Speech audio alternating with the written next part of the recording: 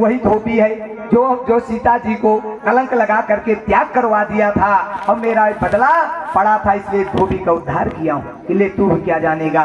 तो बोले ठीक है, उससे तो समझ में आ गया, भैंस अब नारी को क्यों देख रहा है, अब इससे क्यों मांग रहा है, गड़बड़ हो जाएगा। बोले पुरुष को तो देख लिया, अब नारी समाज में देखो कि माताएं यहाँ की कितनी करुणा वात्सल्यमयी है कि नहीं है, कि पुरुष जैसे माताएं भी हैं घमंडी अहंकार नहीं, तो एक माता को भी टटोल के देख लूं।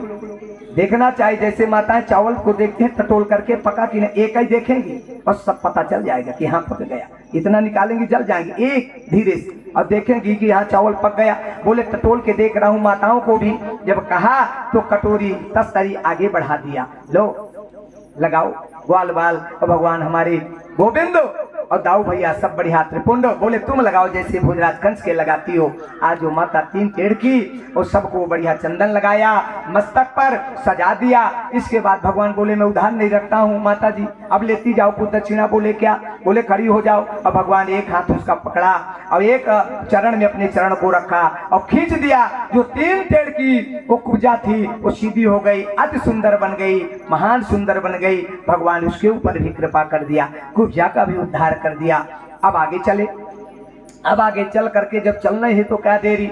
अब जब पहुंचे जा करके, अब उस धनुष यज्ञ में घोषणा हो गई थी, बड़े बड़े महान राजा बैठे थे वहां पर, शक्तिशाली योद्धा बैठे हुए थे और धनुष स्वयंवर था, धनुष रखा था वहां पर। कंस पहले से व्यवस्था कर दिया था कि आएंगे तो इनको मैं मरवा डालूंगा। चाणूर मुष्टिक जैसे महारथी योद्धा जिस त्रैलोक में अगर वो गर्जना कर दे तो नारियों के गर्भ गिर जाते थे, ऐसे चाणूर मुष्टिक महान योद्धा थे और उनको रखे था। और कुबलिया नाम के पीठ हाथी को इतना मदिरा पान करवाया कि वो पागल हो गया कि कुचल डालेगा। अब जब गए भगवान जा करके प्रवेश करने लगे तो दरवाजे पर कुबलिया नाम के पीठ का वो हाथी मिला और भगवान को रोकने लगा। बोले तुम नहीं जा सकते हो मदवाला, मदिरा पान किए हुए अहंकार मार रहा और सूंड से भगवान को फेंक देता है, वाप बालों को फेंक देता है। भगवान ने सोचा कि रे मामा ये तू इतनी बड़ी व्यवस्था किया है, कोई बात नहीं कोई बात नहीं, अब जरा समझना पड़ेगा। भगवान ने कहा दाऊ भैया बड़े बने हो, किस लिए बने हो, अब निपटो इससे। दाऊ भैया से ऐसा हो तारी भगवान से नांग लक्ष्मण बने थे दाऊ भैया। बोले मैं कोई कमजोर नहीं हूँ, मैं तो राजा जनक को डांट दिया था, तुम क्यों चिंता करते हो, एक तरफ से आप हो जाओ कांधा, एक तरफ से मैं। और जा करके कुबलिया नाम के पीठ का दाऊ भैया चरण पीछे से दोनों हाथ से पकड़ लिया और भगवान गोविंद हमारे सूंड पकड़ लिया, इस तरह उसको खींच दिया जैसे रबड़ खींच दिया जाए और खींच करके फेंक दिया। कुबलिया नाम के हाथी का भी वध कर दिया। अब ये हुआ समाप्त हो गया। अब जब कंस ने देखा कि अरे कुबलिया नाम के हाथी का वध हो गया, अब तो जरूर ये कोई साधारण नहीं है, ये ग्वालवंशी नहीं है, ये लगता है भगवान ही है, सामर्थ्यवान है। अब इसके बाद गए जा करके चारुण मुष्टिक को मारा, युद्ध कर रहे उनको भी समाप्त कर दिया। सब जितने योद्धा थे सबको परास्त कर दिया, मार दिया, उनका उद्धार कर दिया। अंत में जब कोई नहीं बचा, भोजराज कंस अकेले बचा तो बाजा बंद करवा दिया। बोले अब युद्ध का बाजा बंद कर दो, जब कोई लड़ने वाला नहीं तो बाजा काहे को खाली बजे। ये है पापी काज। भगवान कहते हैं जो अत्याचार करेगा कब तक करेगा। शिशुपाल को भगवान ने कहा था जा तुझे 100 गाली माफ है, देता रहा जितना देना है, लेकिन 100 से 101 अगर किया तो फिर मैं बर्दाश्त क्षमा करने वाला नहीं हूँ। आज कंस को कहा मामा जी ललकारे सावधान हो जाओ, आज ये भांजा आपसे मिलने के लिए आए बहुत दिन में, देख जरा हमारे तरफ। कंस घबरा गया कि सब योद्धा समाप्त हटो तो खून नहीं। कंस को ऊपर मचान बनवा लिया सबसे बड़ी भारी और जा करके वहीं पहुंच गया कि यहाँ शायद मुझे ना पाए और बैठ गया। भगवान ने कहा तू कहीं भी चला जा, कहीं छिप जा, कितनी छलांग लगा ले, आकाश पाताल, कहीं भी जल थल में, पर्वत पहाड़ में, लेकिन मेरी दबोच से नहीं बच सकता कभी। भगवान गोविंद बोले भैया दाऊ भैया सावधान, हम मामा जी से मिलना है, मामा जी से मुलाकात कर ले, थोड़ा इनकी भी सेवा कर दे, रिश्ते में मामा है। अब छलांग लगाए गोविंद जा करके चटक के और वही मचान पर जहाँ कंस पापी अत्याचारी दुराचारी बैठा था वहीं पकड़े और पकड़ करके नीचे फेंके। जैसे नीचे आया दाऊ भैया के हाथ में लूट लिया। वो भी शेषा उतारी, हाथ में पकड़ लिया, फिर जमीन में फेंका। एक इधर से मार रहे, एक इधर से। आज कंस की दुर्दशा कर दिया, चिल्ला पड़ा, गुहार लगा दिया। देवता सब देख रहे थे कि कैसे होगा, ये कंस मारा जाएगा कि नहीं, छोटे छोटे बालकों से, ये भगवान है कि नहीं। देवता सभी इस दृश्य को देख रहे थे। जब कंस का उद्धार कर दिया, देवता फूलों की वर्षा कर दिया, अधुंध भी बजा दिया। बोलो कंस मर्दन भगवान की। अधुंध भी आप बाजा बज गए। आज सब देवता आकर के भगवान को प्रणाम कर रहे। बोले हमको तो आपको पहले से ही जान गए थे, जब तुम पूतना का वध कर दिए थे तभी से जानते थे कि तुम कोई साधारण नहीं हो। कंस को मार दिया, कंस आ गया नीचे, अब कोई नहीं बचा। धनुष यज्ञ में स्वतंत्र हो गए, विजयी हो गए। अब जब ये सब हो गया, इसके बाद भगवान ने गए और जा करके सर्वप्रथम अपने महतारी बाप से मिले। देवकी वसुदेव के पास गए, बोले क्षमा करो माँ, पिताजी क्षमा कर दो, मुझे आने में देर हो गई। सुखदेव जी राजा परीक्षित से कहते हैं अब नहीं उधर ध्यान गया, और जा करके आप पिताजी के चरणों में आंसू आ रहे। बोले क्षमा कर दो, मुझे देर हो गई, देर हो गई। यत्र क्षमा यात्रेना पितृस्त्रमातितः मम दुखे न यावात्रं कंसं मारिणं ततः। बोले मैं कंस को मार दिया हूँ, अब मुझे क्षमा करो, अब बहुत दुख आप भोग लिया, इस जेल में पापी ने आपको डाल दिया था।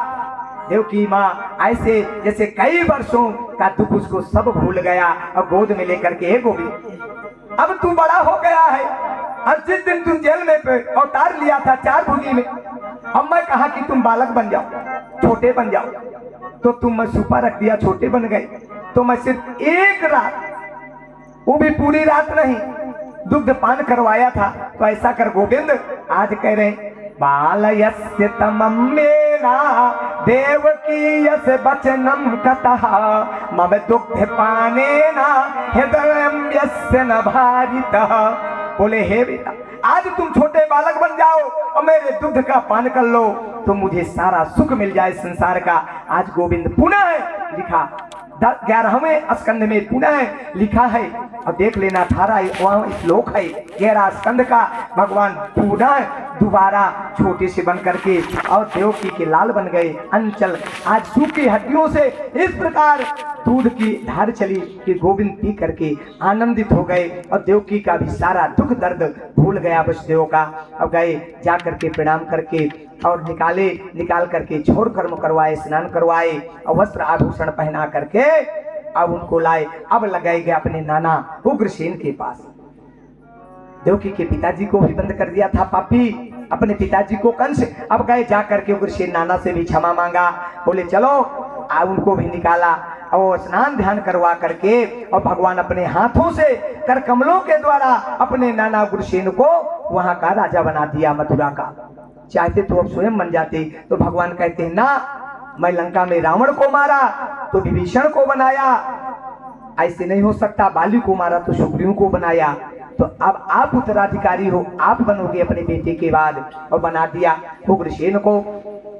जब बन गए राजा उग्रसेन, बहुत गदगद हो गए, आनंदित हो गए, सारा दुख भूल गया भगवान के दर्शन पा करके। अब भगवान बोले अब आगे चलना पड़ेगा। और इधर क्या होता है कि जब कंस मरा पड़ा पता लगता है, तो कंस की पत्नियां प्राप्ति और हास्ती 2 थी, आ गई। अब दोनों जब पति को देखा तो रो रहे हैं। पति है रिश्ते में, चाहे पापी हो, चाहे कैसा दारू जुआरी कुछ भी हो, लेकिन गांव वाले अगर अपमान करेंगे तो बर्दाश्त नहीं होगा। एक माँ का बेटा हो, भले दारू पीता हो, कैसा भी हो, लेकिन कोई दूसरा मारेगा तो उस माँ का हृदय से पूछना कलेजा दहक जाएगा, क्रोध से भर जाएगी। उसका बेटा कुछ भी हो, कैसे भी हो, लेकिन दूसरे की मार नहीं सहन कर सकती। आज पति थे, गए दोनों, हस्ती और प्राप्ति दोनों रो रहे हैं शरीर को देख करके, चिल्ला चिल्ला के, गुहार लगा लगा करके। जरासंध की दोनों बेटियां थी, कंस को ब्याही थी, रो रहे हैं, चिल्ला रही हैं। इतने में भगवान पहुंच गए। मामी जी बोले तुम मारे हो? बोले हाँ हम मार दिए। बोले क्यों मार दिया? तुम हमसे समझौता करवाते, जो कुछ गलती थी हम छुड़वाते, हम समझौता करते। बोले समझौता करने लायक नहीं था, पापी अत्याचारी था, ये बहुत सताता था गौ ब्राह्मण संतों कन्याओं को, देवताओं को सताता था, इसलिए तुम्हारे बस का नहीं था, मार दिए। तो तुम रो क्यों? बोले हम तो मर जाएंगे, इसके साथ में सती हो जाएंगी, प्राण दे देंगी, बहुत रो रही हैं। भगवान ने कहा नहीं मामी जी ऐसा मत करो, ये शरीर है मरा हुआ, शरीर से अगर आपको मोह है तो ले जाओ इस शरीर को, ये पड़ा है, मैं थोड़े नहीं इसको ले गया हूं, ये पड़ा, ये सुंदर काया शरीर पड़ी है, ले जाओ। जब मोह है, बताइए आप शरीर से मोह है कि क्या? बोले प्राण तो दूसरी जगह रहता है, तो शरीर पड़ा है, प्राण निकल के चला गया है। हे मामी जी एक दिन जैसा इसका प्राण निकल के और भगवान पे समाहित हो गया वो ज्योति प्रकाश, इसी तरह आपके अंदर की भी ज्योति चली जाएगी, आपका भी शरीर पड़ा रह जाएगा। तो यहाँ कोई किसी का नहीं है और मर करके चला जाएगा, ये सब नाशवान है। ये जो संसार दिख रहा है तय तोर मोर यह माया दिख रही है, ये नाशवान है, ये सब एक दिन भ्रष्ट हो जाएगा, नष्ट हो जाएगा, समाप्त हो जाएगा। अगर अच्छी बना लिया, पूजा पाठ धर्म सतमार्ग में चल लिया, भगवान का भजन कर लिया, कर्ण संपुटों में अगर कहीं संकीर्तन पड़ गई तो वही जाकर के भगवान की ज्योति में समाहित हो जाता है, अन्यथा नहीं। अगर तुम्हें प्राण से मोह है कि शरीर से? बोले प्राण तो हम देखे नहीं है, तुम क्या कह रहे हो, प्राण कहाँ है? बोले बस हो गए, जब प्राण को कोई देखा ही नहीं तो शरीर पड़ा है, शरीर ले जाओ। बोले शरीर क्या करेंगे? ज्ञान दिया, 2 मिनट का ज्ञान दिया, अस्थि प्राप्ति को ज्ञान आ गया। अब इधर उनको भी उद्धार कर दिया, कंस का दाय क्रिया संस्कार सब कुछ होता। इधर भगवान जाकर के बोले कि अब तो और कुछ करना पड़ेगा। अब गए भगवान जाकर के बोले शिक्षा ग्रहण करें, और शिक्षा ग्रहण करने के लिए संदीपन ऋषि के आश्रम में जाते, वहां यज्ञोपवीत होता। अब बड़े हो गए और 11 साल से लेकर के 14 वर्ष तक ब्राह्मण का जनेऊ हो जाना चाहिए, तो बोले अब तो होना चाहिए। गए और जाकर के गुरुकुल में यज्ञोपवीत करवाए, दोनों भाई कृष्ण और बलराम दोनों जाकर के उनका जनेऊ यज्ञोपवीत हुआ कि ब्राह्मण बन जाए। यज्ञोपवीत चारों वर्ण के लोग पहन सकते हैं, ऐसा कुछ नहीं, ब्राह्मण क्षत्रिय वैश्य शूद्र चारों पहन सकते हैं, सबका अधिकार है। शास्त्र में भी लिखा है कि चारों वर्ण उसका पालन करें, बस उसको खंडित ना करें कि उसका गलत उल्टा प्रभाव पड़ जाए, पहनने का अधिकार है तो पहन लिए। नहीं वंश में जन्म लिए थे, ब्राह्मण कुल में थोड़े लिए थे पर, लेकिन जनेऊ यज्ञोपवीत करवाए। अब करवाने के बाद अब ये हुआ कि चलो अब शादी ब्याह का भी नंबर लगेगा, जब जनेऊ हो जाए सब कुछ हो जाए। तो इधर जो है बलराम जब बड़े हो गए कुछ दिन के बाद, तो रेवत नाम की बेटी थी एक जिसका नाम रेवती था। बोले बड़े भैया तुम बड़े हो, पहले तुम्हारा विवाह हो जाए। तो रेवत नाम की बेटी रेवती से बलराम जी का विवाह करवा दिया गया। थोड़ा थोड़ा बताता जा रहा हूं। अब जब बता दी विवाह करवा दिया, बोले दाऊ भैया तो आपका विवाह हो गया। तो बोले कान्हा तुम भी चाहते हो क्या? बोले हाँ विवाह। तो बोले पहले नगरी का निर्माण करूंगा मैं। एक द्वारिकापुरी समुद्र के जल में विश्वकर्मा को बुला करके आदेश दे करके द्वारिकापुरी का निर्माण करवाया। इतनी सुंदर वो द्वारिकापुरी नगरी थी, विश्वकर्मा की रची हुई, भगवान जहाँ पर रहे और वहीं पर द्वारिकाधीश जाकर के बन करके बैठ गए। बहुत सुंदर महल।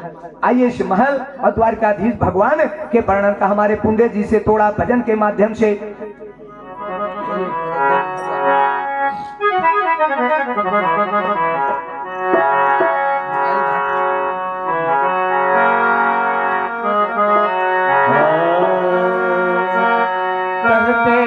जिन्हें श्याम वो आनंद कंद है, दुनिया में जिनके नाम की फैली सुगंध है, तो लीला रचाने वाले वो ही कृष्ण चंद्र है। 36 राग रागिनी मुरली में बंद है।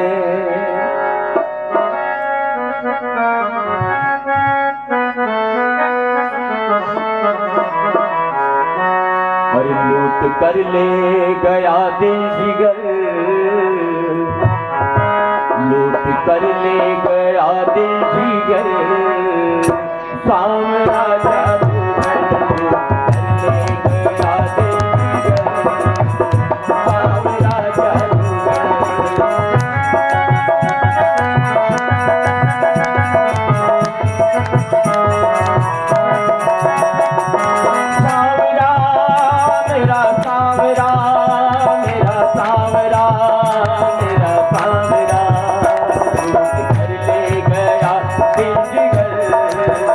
सावरा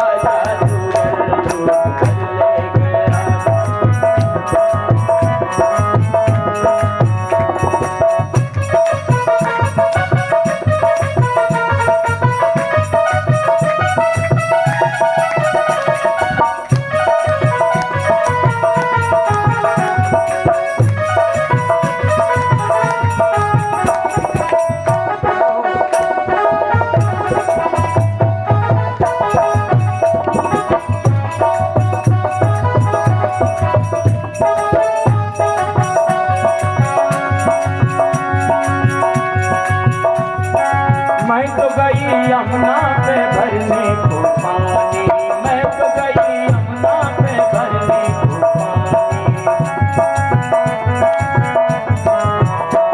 और देख छवि नटखट की हुई मैं दीवानी, देख छवि नटखट की हुई मैं।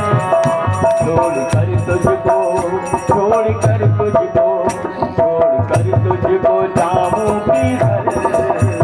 सांवरा जादूगर लूट कर ले गया जिगर, सांवरा जादूगर।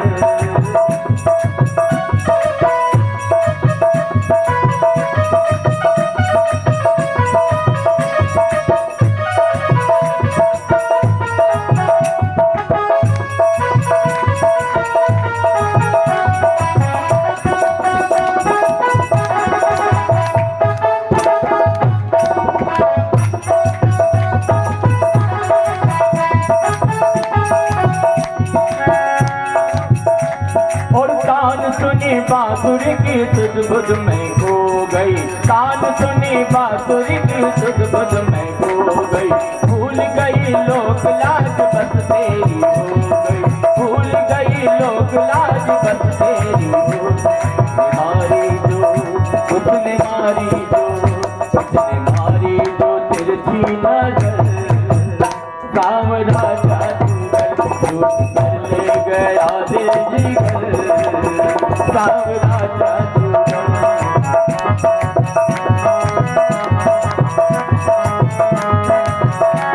ओ अब तो सैलों ने पिया कुछ भी न भाता, अब तो सैलों ने पिया कुछ भी न भाता। बिन देखे मोहन को चैन नहीं आता, बिन देखे मोहन को चैन नहीं आता। तेरे बिन सुना, तेरे बिन सुना, तेरे बिन सुना मन का नजर। सांवरा जादूगर लूट कर ले गया दिल जिगर, सांवरा जादूगर। सांवरा मेरा सांवरा, मेरा सांवरा, मेरा सांवरा। हाँ सांवरा मेरा सांवरा, मेरा सांवरा, मेरा सांवरा। लूट कर ले गया दिल जिगर, सांवरा जादूगर लूट कर ले गया दिल जिगर। सांवरा जादूगर, सांवरा जादूगर, सांवरा जादूगर। वृंदावन बिहारी लाल की। आज इस प्रकार से भगवान द्वारकाधीश बन गए, समुद्र में द्वारकापुरी का निर्माण कर दिया। अब इसके बाद जब दाऊ भैया की शादी हो गई रवत नाम के राजा के बेटी रेवती के साथ में, तो भगवान ने कहे दाऊ भैया आपका विवाह तो हो गया पाणी ग्रहण, अब मैं मकान वकान तो बना लूं तो मेरा भी नंबर लगे, और नहीं यही रहेगा कि माखन चुराने वाला हमेशा चोरी करता था, नटखट है, चोर है, तो कोई शादी वाले भी नहीं आएंगे, तो घर द्वार भी होना चाहिए। इसलिए भगवान द्वारकापुरी का निर्माण किया, बहुत अंतरमणीय समुद्र में बनवाया विश्वकर्मा जी के द्वारा। अब इधर एक दिन भगवान उद्धव जी को भेजा, जब भेजे उद्धव जी को संशय हो गई। राजा परीक्षित गुरुदेव सुखदेव जी से पूछ पड़े कि उद्धव जी इतने बड़े ज्ञानी, भागवत में सबसे बड़े ज्ञानी उद्धव जी, दूसरे नंबर में विदुर जी, इतने बड़े ज्ञानी को ये शंका हो गई कि भगवान की गोपिकाएं जब भगवान चले थे तो रथ के पहिया के आगे आगे लेट जाती थी, जाने नहीं दे रही थी, जरा मैं चल करके देखूं कि उनका वो क्या विरह होगा, कैसे है।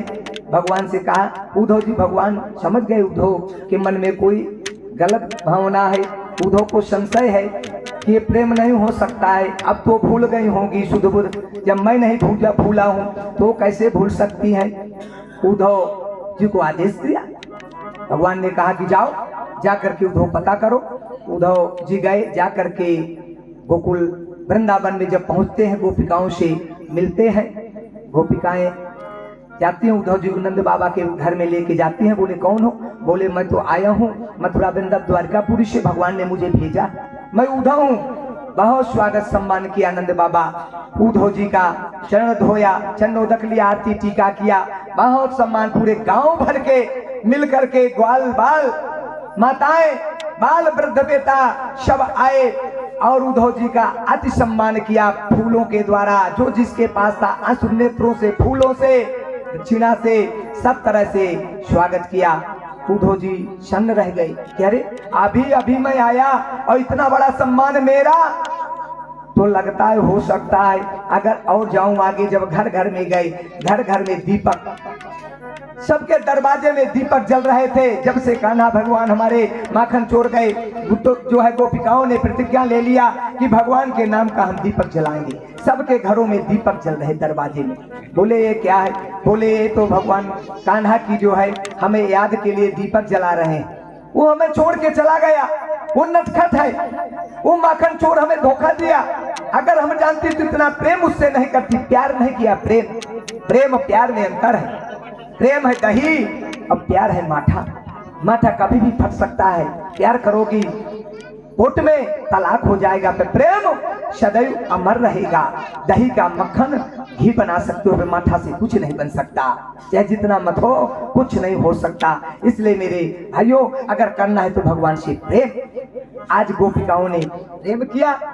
बोले वो बहुत नटखट था, हम जानते तो इतना प्रेम नहीं करते उसे। वो चला गया तो हम दीपक जला के उसको देख करके संतोष कर रहे हैं।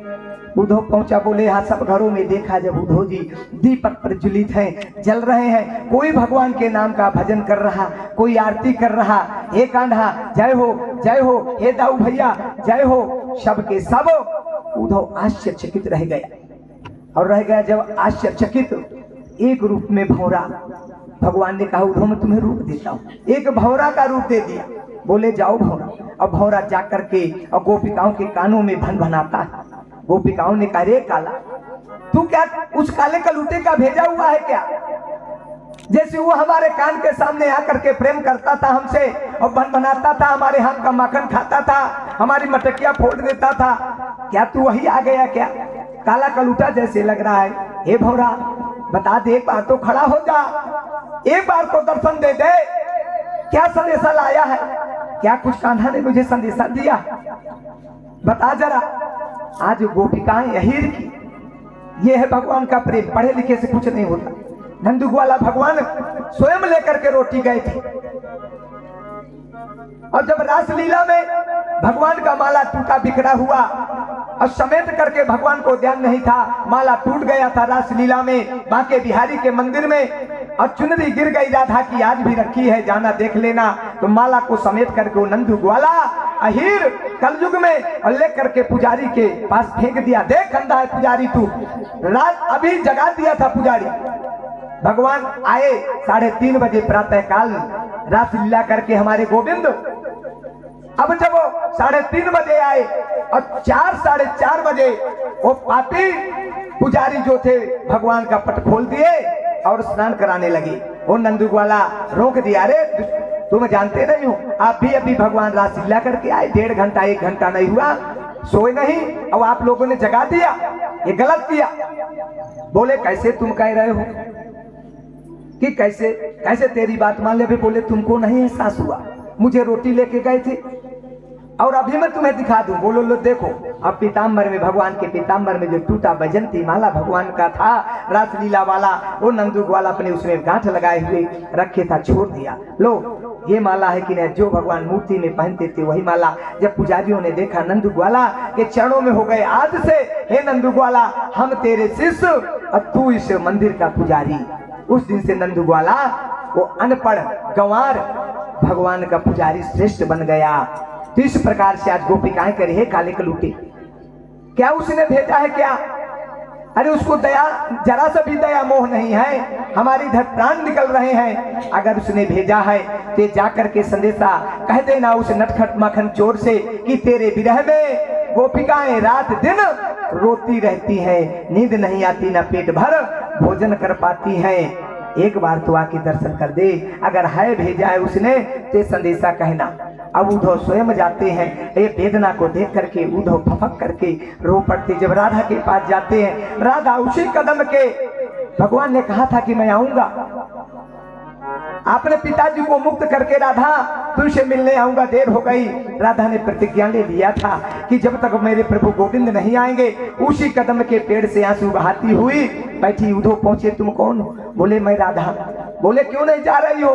बोले वो नटखट चोर, माखन चोर मुझे छोड़ के चला गया, कई साल हो गए, आज तक नहीं आया। जब तक वो नहीं आएगा, दर्शन नहीं देगा, चाहे मेरे प्राणांत हो जाएं, मैं इस कदम के पेड़ से हटने वाली नहीं हूं। और रो रही।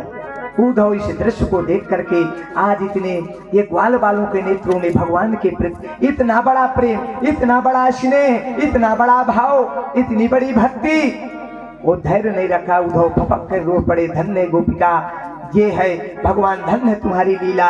अब जा करके उद्धव गए, भगवान के चरणों में गिर पड़ा। प्रभु मेरा अहंकार समाप्त हो गया, मैं समझ गया कि आप साक्षात परम ब्रह्म परमात्मा हो, निराकार हो, रज कण में निवास करने वाले हो। आपके विरह में तो एक एक वृद्ध बालक और गोपिकाएं रो रही हैं। राधा कदम के डाल से आज तक जब से आप आए अंदर नहीं गई, भोजन प्यास सब त्याग दिया।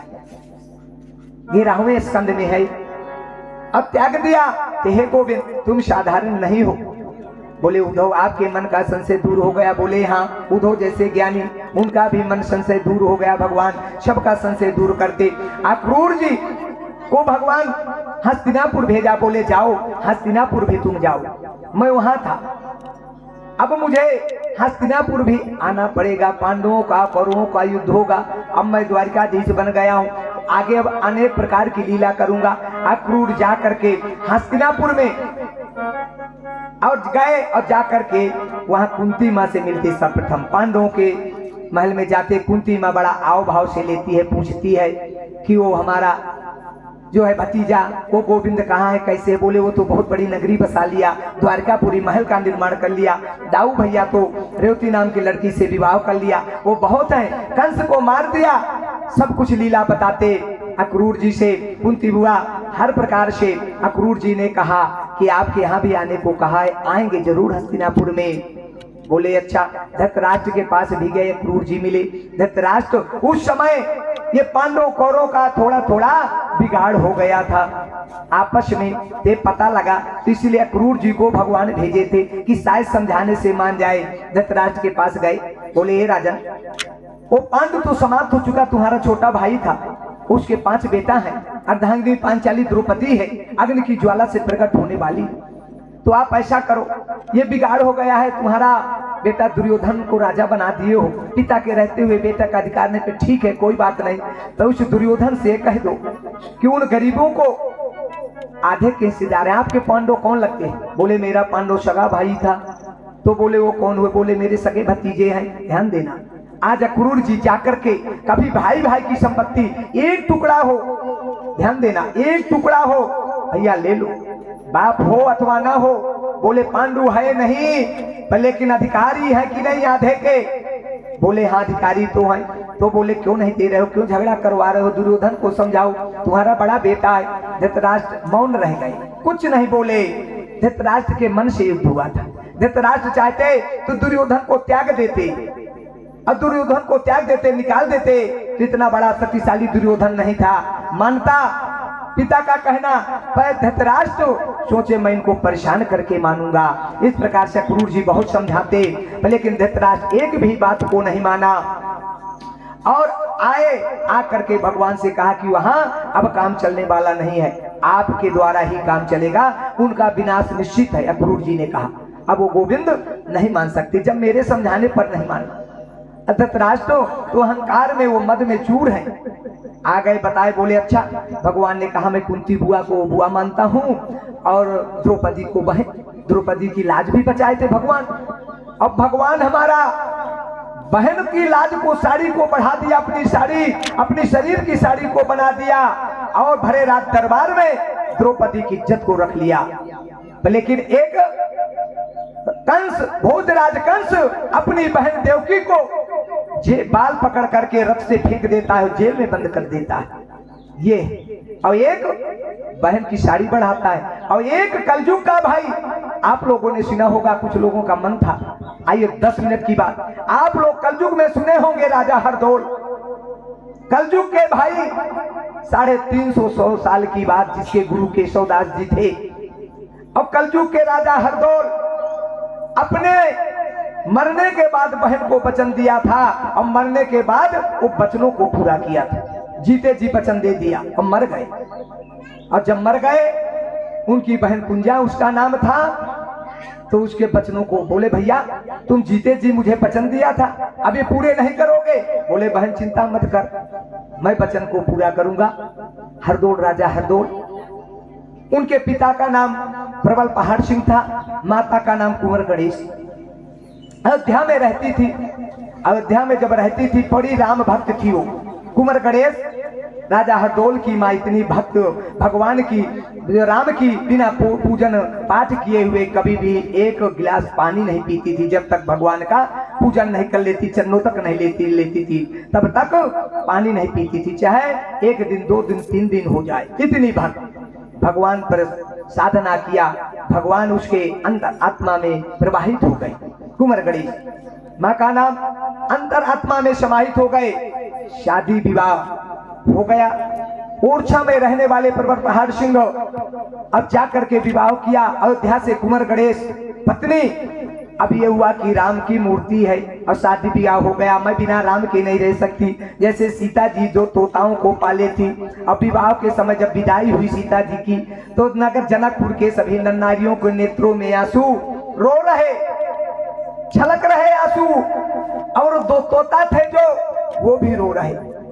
सीता जी ने गई, देखा तोता के नेत्रों में आंसू, बोले बेटा चिंता मत करो। बोले ना, कड़क कड़क क्यों बोल रहे? बोले हम नहीं छोड़ सकते माता जी आपको, हमको भी साथ में ले जाओ, और नहीं हम प्राण त्याग देंगे। सीता जी ने कहा कोई दिक्कत नहीं। अंत में नहीं ले गई तो प्राण त्याग दिए थे तोता, मर गए दोनों तोता। सभी नारियों के नेत्रों में आंसू।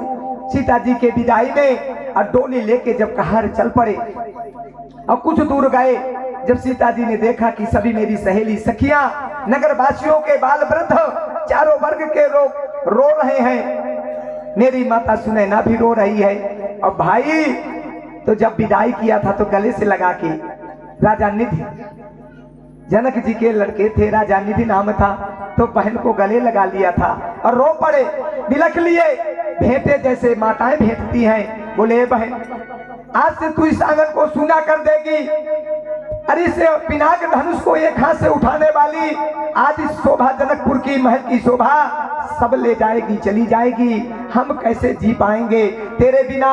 हे बहन, लेकिन एक भैया का कर्तव्य निभाना रहा हूं मैं। और कह रहा है राजा निधि, अरे आज बन गई गृह लक्ष्मी, उसी घर को स्वर्ग बनाना तुम। अब भैया कर्तव्य निभा न सका, लेकिन निज धर्म निभाना तुम। सास ससुर पति सेवा से मुँह किंचित कभी न चुराना तुम।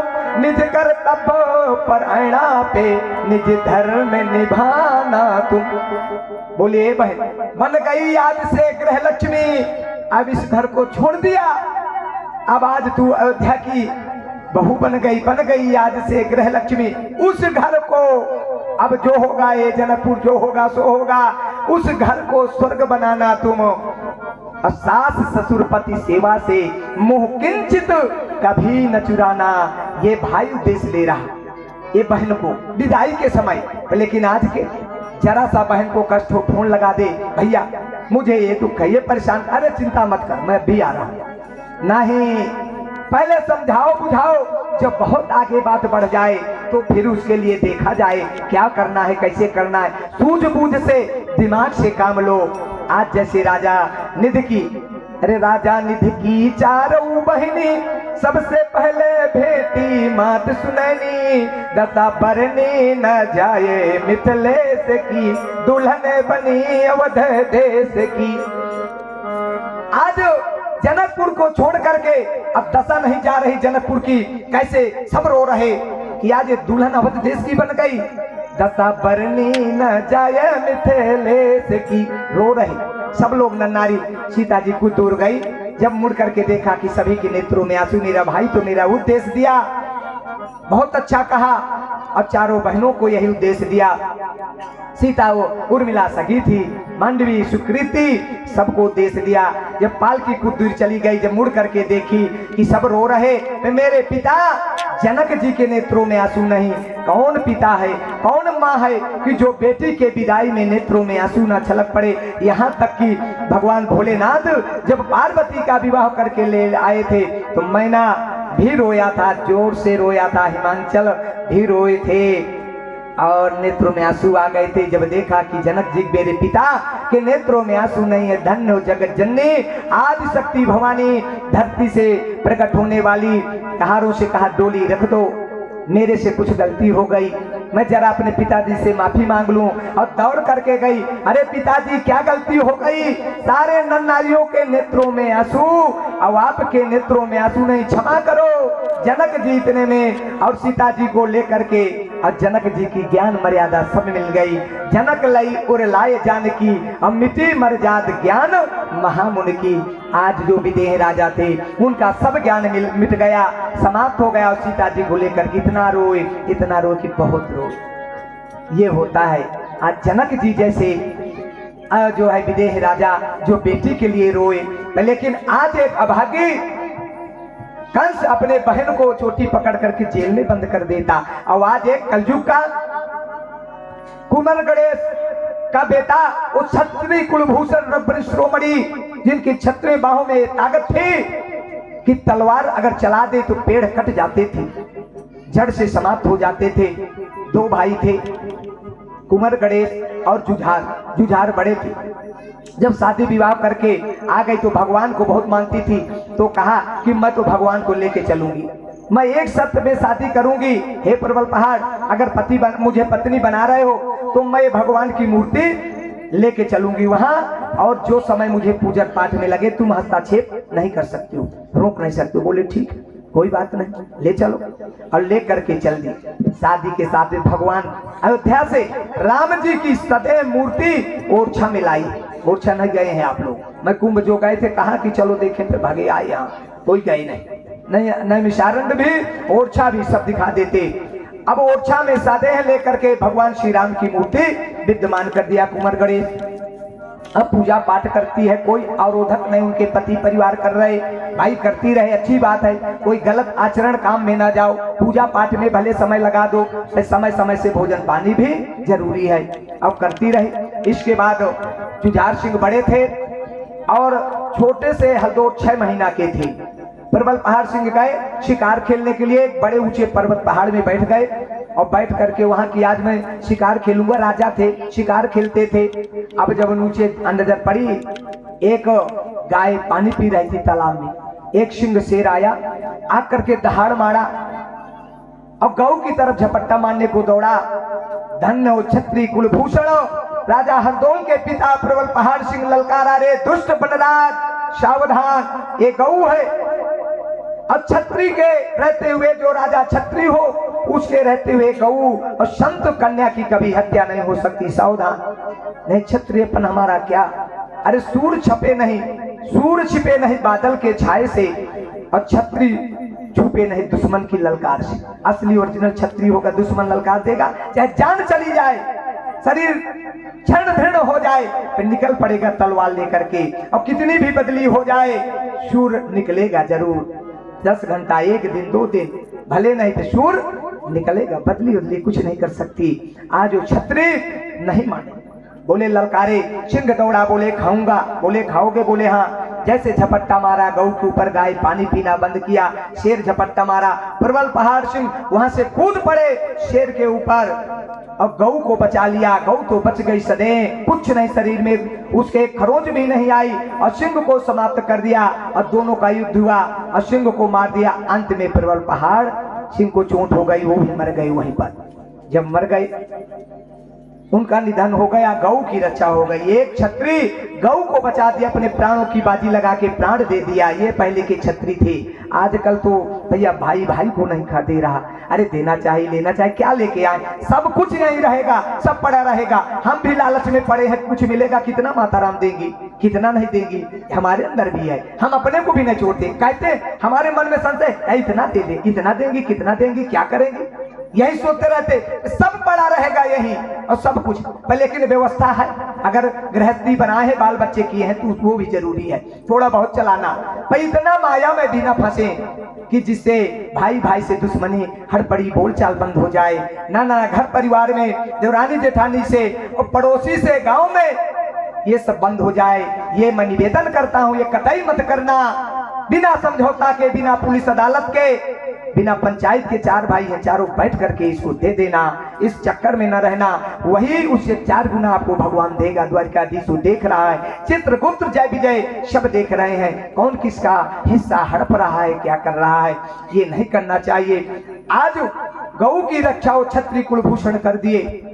अब जब पता चला कुंवर गणेश को कि मेरे पति का देहावसान हो गया, समाप्त हो गई, क्षत्रिय है, पहले की नारियां सती हो जाती थी, सज बज करके, श्रृंगार करके, मांग चूड़ी पहन करके आस्था दे पति के साथ चिता बनाई गई कि जल जाऊंगी, सती हो जाऊं। 6 महीने के हरदोल को जुझार सिंह बड़े बेटे थे, शादी भी हो गई थी। और गए जा करके, ले बड़ी बहू, इस बेटे का पालन ये मान लेना कि ये कुंवर गणेश माँ जिस प्रकार से है उसी प्रकार से तुम भाभी और देवर का रिश्ता मत करना, इसको अपना बेटा मान करके इसका पालन पोषण करना। 6 महीने का है। आज जुझार की पत्नी ने ये वचन दे दिया अपनी सास को, बोले माँ तेरे चरणों की सौगंध, इसको मैं बेटे की जय पालन करूंगी। अब चल दी, अब गई जा करके सती हो गई। जरा ध्यान देना, सती हो गई। अब इधर जब हरदोल का जुझार की पत्नी भाभी बड़े प्यार से उनका सेवा कर रही है, पालन पोषण कर रही है। अब उस समय अंग्रेजों का, मुगल सम्राटों का राज्य था। और जब मुगल सम्राटों का राज्य था तो दिल्ली में जुझार सिंह पैसा के लालच में, हरदोल के बड़े भाई पैसा के लालच में उनसे साथ कर लिया। वो माल खजाना देते जाते थे इसको, और ये पूरा राज्य भारत का बताता जाता था। अब वो सब देखते जाते, सब जगह घुसते जाते, प्रवेश करते जाते थे पैसा के लालच में। ये कभी ऐसा मत करना, कोई बाहरी दुश्मन आ जाए तो गांव वाले का ये होना चाहिए, भले गांव में दुश्मन है और वो आया है तो सारे गांव के इकट्ठा हो जाना चाहिए, भेद नहीं देना चाहिए। आज जुझार सिंह उन पापियों के साथ में, अत्याचारियों के साथ में हो गया दौलत की लालच में। और इधर जब हरदोल बड़े हुए और बालिक हो गए, और जब बालिक हुए 20 साल के हो गए तो अंकुश लगाने लगे, भैया तुम गलत कर रहे हो, तुम इन पापियों का साथ दे रहे हो, ये अत्याचारियों का साथ दे रहे हो। ये हमारा भारत की माटी है जहाँ ऋषियों मुनियों की तपस्या भगवान ने उतार लिया। इस धरती पर ये ऐसे पापियों को घुसेड़ना गलत हो जाएगा। हम मना कर रहे, बोले तुम अपना काम करो। हम जब मना करते, राजा हरदोल का कहना नहीं मानते जुझार, अब वैसे पड़े। और इधर भाभी जो है बेटा की तरह पालन करती, खिलाती। जब दोनों भाई आते तो जो है चांदी की थाली में दोनों को मतभेद नहीं करती थी। जुझार अपने पति को चांदी की थाली में और बेटा हरदोल को देवर नहीं बेटा मान करके उसको भी चांदी की थाली में, दोनों को बराबर भोजन करवाती थी और चले गए। अब इसके बाद ऐसा होता दयोग से कि जुझार को उन पापियों ने, मुगल सम्राटों ने ऐसा भर दिया और शंका कर दिया, अंदर भर दिया, गलत भावना भर दिया। बोले जुझार उनको ये हुआ कि आगे बढ़ करके बहुत शक्तिशाली निकल जाएगा और हमारा सामना करेगा ये हरदोल, तो इसको रास्ते से समाप्त कर दिया जाए। बड़ा बालक तो अपने ही बस में है, लेकिन ये हमसे विपरीत है, तो इसको रास्ते से, बहुत से लोगों का यही होता है कि ये आ रहा है सामने, इसको हटा दे रास्ते से। तो रास्ते से हटाने के लिए एक उपाय सोच लिया। जुझार सिंह के कान भर दिए, बोले तुम यहाँ दिल्ली में चले आ तो 1-1, 2-2 महीना और पड़े रहते हो, और वहाँ तुम्हारी पत्नी रहती है और हरदोल राजा और तुम्हारे पत्नी का जो है दोनों का गलत संबंध है। जुझार ने कहा अरे नहीं नहीं नहीं नहीं, वो बेटा की तरह, जब माँ मरी है मेरी 6 साल के बेटे को छोड़ करके गोद में सौंप के गई है और वो बेटे की तरह पालन करती है। बोले ना ना तुम कुछ नहीं जानते हो, जब था बेटा तब था, अब नहीं है, तुम जरा पता करो, जाके देखो। अब उसके अंदर जब भर दिया, कूटनीत भर दिया। अब जब उसके कानों में ये हुआ तो उसको सोचने लगा, आया अब शंका करने लगा। तो काहे की शंका, वो तो माँ और वो बेटे का रिश्ता दोनों का चल रहा पवित्र रिश्ता। ये बहन अरजात जो है माता, देवर और भाभी का माता की तरह रिश्ता चल रहा। कई तरह से वो पकड़ने का कोशिश किया कि कहीं नहीं। अंत में जब राजा हरदोल ने कहा भैया अब तुम दिल्ली नहीं जाओगे, पापियों का साथ नहीं दोगे, ये गलत हो जाएगा, अब रुक जाओ। अब जब नहीं गए 15 दिन हो गए, जुझार सिंह रहे यहाँ। अब जब पता चला मुगल सम्राटों को कि वो नहीं आए तो चढ़ाई कर दिया। और यहाँ जब चढ़ाई की तो वो क्षत्रिय कुलभूषण राजा हरदौल 20 साल की अवस्था में जाके मुगलों का सामना किया था। बहुत से मुगलों को समाप्त कर दिया, मार दिया, काट दिया और घबराए। जब कुछ मौका लगा जुझार सिंह गए, वो और भर दिया। बोले तुम्हें नहीं जानते हो, एक दिन तुमको भी मार देगा हमारे जैसी, और तुम्हारी पत्नी को रख लेगा, विवाह शादी के बिना रख लेगा, देख लेना। अब ये शंका हुई। अब जुझार सिंह ने कहा ठीक है कोई बात नहीं, मैं जाता हूँ इस बार। जुझार सिंह आया, आज आकर के अपने पत्नी से कहा ऐसा करो कि भोजन बनाओ, और उस भोजन में बनाओ और 2 थाली परोसो, राजा हरदौल की थाली में जहर मिलाओ। रो पड़ी, जुझार की पत्नी रो पड़ी। बोले आज प्राणनाथ पतिदेव आप क्या कर रहे हैं जुझार भैया? तो आपके एक कोख से जन्म लेने वाला भाई आज भाई के लिए ये सोच रहा है कि जहर मिला दो। ये है कलयुग का भाई, देखना। बोले कि जहर मिला दो। बोले नहीं, जो मैं कह रहा हूं वो करो, मेरी पत्नी हो, अन्यथा नहीं करोगे तो मैं समझता हूं, मुझे पहले से शंका थी। उसने सोचा गलत हो जाएगा। जब इतना कह के बाहर चला गया, राजा हरदौल आए, अपने भाभी माँ के चरण पकड़ लिए, रो पड़े। हे भाभी, तेरे चरणों की सौगंध, जो भैया कह रहे हैं कर, नहीं इस माँ को कलंक लग जाएगा, गलत हो जाएगा, आप करो। बोले कि जिस हाथ से मैं दूध पिलाने वाली, कटोरा में पालन करने वाली, रोटी खिलाने वाली, आज उन्हीं हाथों से माँ जहर देगी। इस बेटे को मेरे से नहीं हो सकता, कुछ भी हो जाए, मेरा गर्दन काट ले तुम्हारा भैया, लेकिन मेरे से नहीं होगा। अंत में हरदौल प्रार्थना करते, निवेदन करते, नहीं माँ अनर्थ हो जाएगा, गलत हो जाएगा, जो कह रहे आप करो, जो मेरे भाग्य में होगा देखा जाएगा। ऐसे महल बना था, ऐसे मंदिर कुंवर गणेश बनवा दिया। जो भगवान को लाई थी अयोध्या से, सदैव भगवान आए थे, राम जी और श्री सीता जी, दोनों की मूर्ति ऐसे सामने थी। भोजन बनाया, 2 थालों में परोसा, राजा हरदौल के थाली में जहर मिला दिया। भोजन पूरा काला पड़ गया। दोनों बैठे और बैठ करके अब जब राजा हरदौल, अंत में राजा हरदौल गए और जा करके अपने भाभी जिसको माता मानते थे और गए, उसके चरणों के नीचे की मिट्टी को उठाया और पहले उसको खाए। बोले बेटा ये क्या कर रहे हो? बोले कि जो मुझे बेटा की तरह पालन करने वाली माँ का दर्जा दिया और मेरे आज के अंदर कोई गलत ऐसी रिश्ता नहीं, वो तो भगवान जानने वाला साक्षी।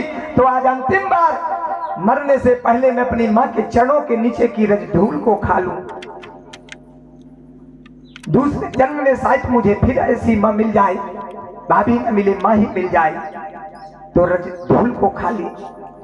खा करके आए, आकर के जब देखा थाली को खाली पड़ी, जुझार ने कहा खाओ, रो पड़ी। आज जुझार की पत्नी रो पड़ी, लाला मत खाओ। लाला बोलते उधर, लाला मत खाओ, मत खाओ, इसको कहने दो, पापी है, इसकी बुद्धि बर्बाद हो चुकी है मुगल सम्राटों के साथ में, अंग्रेजों के साथ में। कुछ नहीं, वो तो भगवान जानता है, साक्षी ये है, हमारे आपके बीच की मत खाओ। बोले ना भाभी, अगर नहीं खाऊंगा तो बहुत बड़ा, मुझे तो नहीं, आपको कलंक लग जाएगा, मेरी माँ को कलंक लग जाए, मेरे सामने मेरी माँ को कोई उंगली उठा दे, ऐसा नहीं हो सकता। मैं क्षत्रिय कुलभूषण हूँ, मेरी माँ ने मुझे आपको सौंप के गई थी कि बेटे की तरह पालन करना। इतने में जब थाली को देखा, भगवान श्री सीताराम थाली को वैसे बना दिया, जो जहर था जहर समाप्त हो गया। जैसे जुझार की थाली वैसे ही जब हरदौल ने देखा कि अरे ये थाली तो जहर नहीं है, इसमें थोड़ा चीखा, जहर नहीं लगा। अब भगवान की तरफ देखे, भगवान के नेत्रों में आज भी देखना, ओरछा में भगवान श्री सीताराम के नेत्रों से आंसू आज भी बह रहे। इस दृश्य को देख करके, इस कलयुग के हरदौल को, क्षत्रिय कुलभूषण पवित्र रिश्ता को मानने वाले को देख करके भगवान रो पड़े। आंसू की धार आज भी बनी है मूर्ति में। अब जब कहा तो हरदौल जाकर के भगवान के चरणों में, हे प्रभु, हे करुणा निधान, हे अयोध्यावासी रघुवर शिरोमणि, ये गलत हो जाएगा, अनर्थ हो जाएगा। मैं जानता हूं कि ये पापी है मेरा भाई, लेकिन आज अगर मैं जहर को नहीं खाऊंगा कलंक मेरी माँ को लग जाएगा। हे प्रभु, जैसे थार पहलो था वैसे थार कर दीजियो, जैसे थार पहले था उसी प्रकार जार युक्त करो। जब भगवान के चरणों में ऐसी प्रार्थना किया, निवेदन किया, लोट पोट होके सिर को पटक रहा था, तो भगवान समझे कि गलत हो जाएगा ये भक्त, तो गया जाकर के भगवान वैसे ही थाल कर दिया। अब उठा करके हरदोल जब खाए, 2-4 कौर खाए, अब गिर पड़े। जहर, इतना जहर मिलाया था, धड़ाम से नीचे गिर गए। वो जुझार की पत्नी गई, अपने बेटे को उठाया, उठा करके गोद में रखा, अंचल से मुंह को पोंछ रही, पूरा गोरा बदन, शरीर काला पड़ गया, बिल्कुल काला पड़ गया। इस तरह मुरझा गई, बार बार जगा रही, हिला रही है। राजा हरदोल वो क्षत्रिय कुलभूषण प्राण को त्याग दिया। अब जुझार सिंह को रो रही, कह रहे तुझे संतोष हो गया, अपने भाई को गंवा दिया। अरे एक भाई अयोध्या में अपने भाई के लिए रो रहा था, और वही द्वापर में आकर के कहा, हे लक्ष्मण।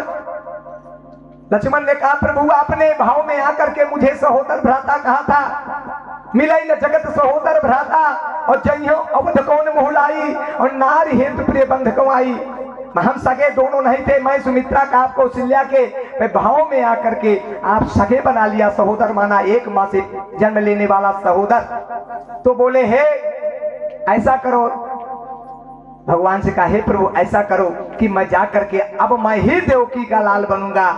बोले गर्भ नष्ट होगा, बोले नहीं, 7वां जो है मैं बनूंगा, 8वें आप बनोगे, क्योंकि वो गलती आपने किया है अयोध्या में, वहां लंका में, वो गलती को यहाँ द्वापर में सुधार लिया जाए। तो इसीलिए गए और जाकर के मंथन योग माया के द्वारा देवकी का गर्भ मंथन करके रोहिणी के गर्भ में डाला था। आज इस प्रकार से वो फटकार रही पत्नी, अरे दुष्ट अभागी, आज एक भाई को गंवा दिया, धर्म के भाई को, जिसको मैं बेटे की तरह मानती थी, वो मुझे माँ का दर्जा देता था। अरे तू पापियों के बीच में दौलत के लालच में फंस करके ऐसा कर दिया, मुझे तेरी दौलत नहीं चाहिए, मैं प्राणांत कर दूंगी। अब गुरु केशवदास पहुंच गए, बोले नहीं मत मरो, रोक लिए, गुरु केशवदास थे। इस तरह जब मर गए, प्राणांत हो गया। अब आगे कुछ दिनों के बाद एक बहन थी जिसका नाम कुंजा था, राजा हरदोल जुझार की 2 भाइयों के बीच में एक बहन जिसका नाम कुंजा, दतिया में ब्याही थी।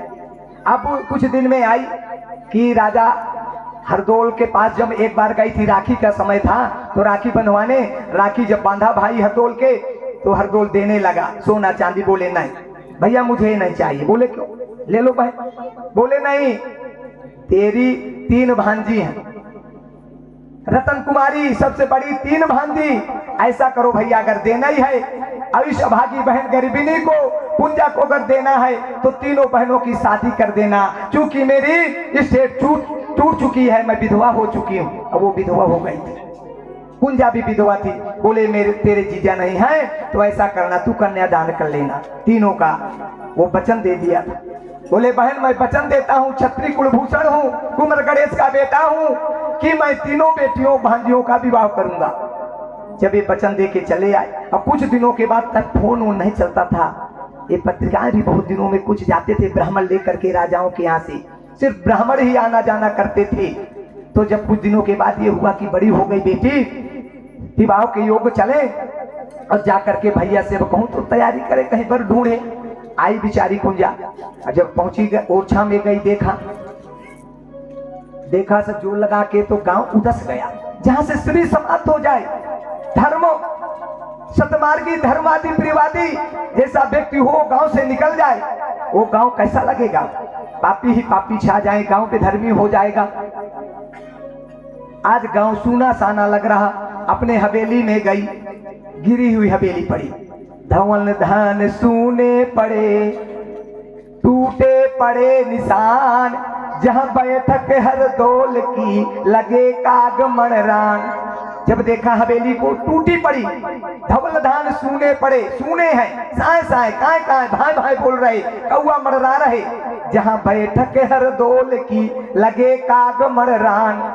कौआ बोल रहे, शंका हुई कि क्या हो गए, जहां राजाओं की हवेलियों में ये, अरे 1000, 500, 200 आदमी तो 24 घंटा बने रहते। गड़बड़ हो गया, दिल दहल गया, और गई जाकर के भाभी से मिली। भाभी जी क्या हो गया, ये हवेलियां टूट गई। जहाँ हमारे भैया हरदोल बैठते थे, जो वचन दिया था वो कहाँ गए, दिखाई नहीं पड़े। कौआ कहाँ कहाँ साए साए कर रहे हैं। रो पड़ी। जुझार की पत्नी चरणों में गिर गई और बोली, दीदी क्षमा करो, क्षमा करो, मैं अभागिनी हूँ, ये हाथ मेरे काट डालो, इनको काटो, ये हाथ मेरे दिखाने लायक नहीं है, मुंह दिखाने लायक नहीं। मैं इन हाथों से तुम्हारे हरदोल भैया छोटे को जहर दिया, ये हाथ मेरे कट जाए, गिर जाए, मैं किसी को मुंह मत दिखाऊं। बोले क्या हो गया? बोले तुम्हारे जुझार भैया उन अंग्रेजों सम्राटों के बीच में पड़ करके और मेरी गलत भावना समझ करके मेरे इन हाथों से, जिन हाथों से मैं मक्खन, जिन हाथों से मैं रोटी खिलाती थी, दूध पिलाती थी सोने के कटोरे में, आज उन्हीं हाथों से इस अभागिनी ने अपने छोटे बेटे हरदोल को जहर दे दिया। वो समाप्त हो गया। बहन रो पड़ी। बिलक बहन है, क्यों नहीं रो पड़ेगी? रो पड़ी। बोली भाभी ऐसा कर, पता चल, मेरा वो छत्री भैया, मुझे भरोसा है कि वो छत्री है, जुझार को पापी है, अत्याचारी है, लेकिन हरदोल पर मुझे भरोसा है कि वो वचन मुझे दिया है, अब वचन को पूरा करेगा, छत्री है। चल बता, उसकी चिता बता मुझे जहां वो चला है। अब उठ करके जुझार की पत्नी लेकर के गई आज कुंजा को, अपने नंद को, और जाकर के जहां भैया को जलाया गया था हरदोल को, बहुत से ऋषि मुनि संत आ गए थे। गुरु केशवदास तुलसीदास जी भी फिर उसी समय के थे, सभी आए और जहां जलाए और गई जब बताया, कुंजा उस राख पड़ी थी जहां चिता, उसी में लोट पो रही, चिल्ला रही, गुहार लगा रही, रो रही है कि भैया हे छत्री, तुम छत्री नहीं हो, तुमने मुझे वचन दिया था, अब तुम कहां चले गए? अरे तुम्हारी वो 3 भांजियों का कन्यादान कौन लेगा? अब मैं पहले भीख तुमसे मांगी थी कि मुझे कुछ नहीं चाहिए, राखी के नेंगे में अगर देना है तो 3 बेटियों का कन्यादान कर लेना। अब मैं कहां जाऊं? बेसहारा हो गई, कोई मेरा सहारा नहीं, वो तो पापी है बड़ा भैया।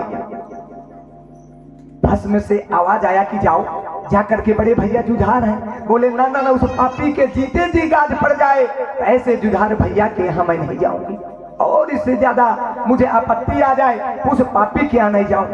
तू बता क्या कह रहा है? रो रही, मचल रही, सिर को पटक रही। तब भस्म से शब्द भयो, ये है छत्री, तब भस्म से शब्द भयो, सुन कुंजा मम बात, तुम उठ के ततिया चलो, मैं हाथन पर सो भात। शब्द बाबू से आ गई चिता से, ए बहन तू उठ, उठ के ततिया चल अपने ससुराल के लिए। अब मैं छत्री हूँ, ये तुझे वचन देता हूँ कि हाथन पर सुभात, अपने हाथ से कन्यादान और बारात को खिलाऊंगा, भात पर सुभात, लेकिन मरण भेंट नहीं होती है। ये कलयुग आ गया है, मरण भेंट नहीं। अरे सतयुग त्रेता द्वापर में मृत्यु हुई और जन्म हुआ, ये तो कलयुग है। लेकिन मैं वचन देता हूं किसी ना किसी रूप से ये तेरे काम पूरा करूं। अब शब्द भयो जो फंसने से तो ढांस पड़ी कुंजा को, उसको मनोबल बढ़ गया। आई आकर के भाभी भी साथ में थी, भाभी प्रणाम किया, बोले अब मैं तो जाऊंगी।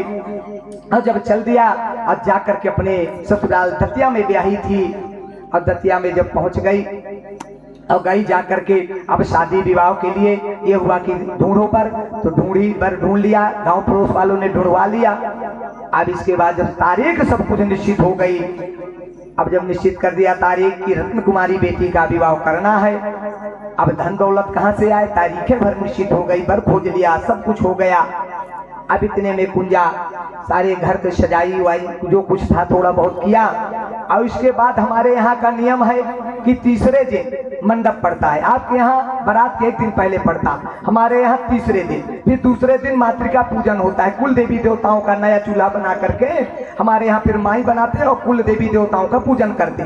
तीसरे दिन मंडप डालते, उसमें एक मंडप गाड़ा जाता, और तीसरे दिन फिर बारात आती है। तो जिसको तेल मान बारात कहा जाता है, उस दिन लड़की के तेल चढ़ाया जाता है और मंडप बढ़ा करके और सब कुछ हो गया। अब भाई चिकट लेके जाता है, जो जिस भाई के पास है अपना लेके जाता, वस्त्र आभूषण कपड़ा और खाने पीने की सामग्री, चावल दाल आटा जो जिसके है वो लेके जाता। तो ये हुआ कि अब तीसरे दिन अब भाई ने तो मुझे वचन दिया है, कुंजा ने सोचा अब वो जरूर आए, आएगा लाएगा। और जब बहुत देर हो गई और सायंकाल हो गई, अंधेला होने लगा, आश्रम में बेचारी कुंजा रही कि कुछ आज चिकट आएगा, सामान आएगा, उसी के द्वारा तो मैं आगे क्रिया बढ़ाऊंगी, शादी विवाह करूंगी बेटी की। लेकिन लगता है वो क्षत्रिय कुलभूषण वो गलत मुझे आकाशवाणी दे दिया, वो गलत भस्म कह दिया, हे कुंजा तुम उठ के चलो। और मैं हाथन पर सुभात लगता है वो नहीं आएगा। पूछने लगी तू क्षत्रिय नहीं है, तेरा क्षत्रियपन सब समाप्त हो गया, तू कहाँ गया, मुझे वचन दिया।